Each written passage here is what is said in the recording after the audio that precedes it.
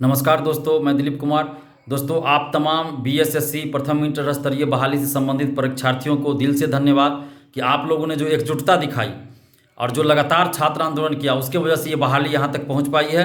और कल जो एक लेटर वायरल हुआ जिसमें ये बीएसएससी के काउंसलिंग से संबंधित जगह का चर्चा किया गया है, तो कहीं ना कहीं इससे ये लगता है कि 15 नवंबर को जो आप लोगों ने एकजुटता दिखाई, आंदोलन किया, उसका असर हुआ और बीएसएससी काउंसलिंग कराने में जुट गई है।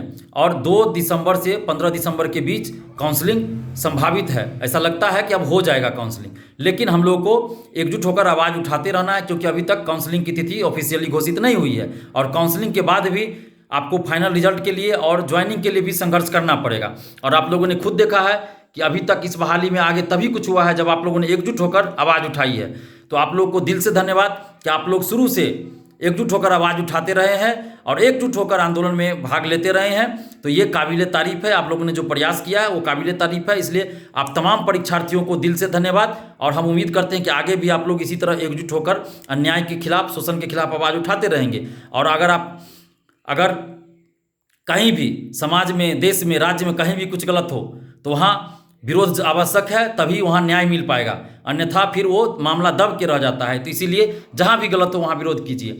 और अभी तक आप देख रहे हैं कि जब भी ये छात्र आंदोलन हुआ है तो कुछ ना कुछ बीएसएससी ने किया ही है आगे।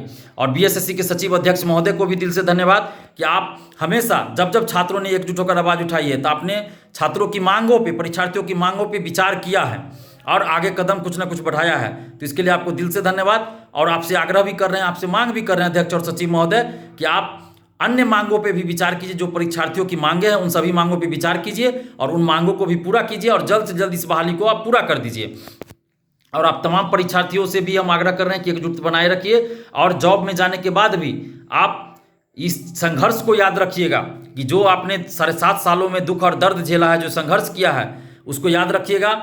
और आप ऐसा जरूर कीजिएगा कि आपके हाथ से, आपके कलम से, आपके वजह से किसी के साथ अन्याय न हो, शोषण न हो। और जो दुख दर्द आपने झेला है, आपके वजह से किसी को दुख दर्द न झेलना पड़े। और जो भी वर्क हो, डिपार्टमेंटल हो, फाइल कोई हो या जनता का वर्क हो, तो उसको तीव्र गति से जितना हो सके पूरा कीजिएगा। लेट लतीफ़ी नहीं कीजिएगा और ना ही कोई बहानेबाजी कीजिएगा, क्योंकि हम लोग का मकसद है बिहार के लिए कुछ करना, बिहार में बदलाव लाना और जो प्राचीन गौरव था बिहार का उसको वापस लाना। तो ये तभी संभव है जब हम सभी मिलकर काम करेंगे और बिहार को बेहतर बनाने के लिए काम करेंगे। चाहे हम जिस क्षेत्र में भी हो, उसी क्षेत्र में हमको अच्छा काम करके दिखाना है, अपने राज्य के लिए, अपने देश के लिए। और अभी डॉक्यूमेंट्स वेरिफिकेशन होना बाकी है। डॉक्यूमेंट्स वेरिफिकेशन दिसंबर में होगी।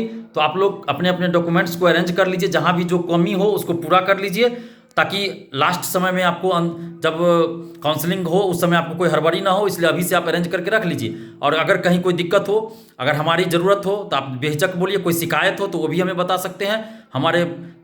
हमें फ़ोन करके या व्हाट्सएप करके आप हमसे संपर्क कर सकते हैं और बेहिचक कर सकते हैं। और हम लोग को आगे भी एकजुट होकर रहना है और अपने राज्य के लिए, अपने देश के लिए कुछ अच्छा करके दिखाना है।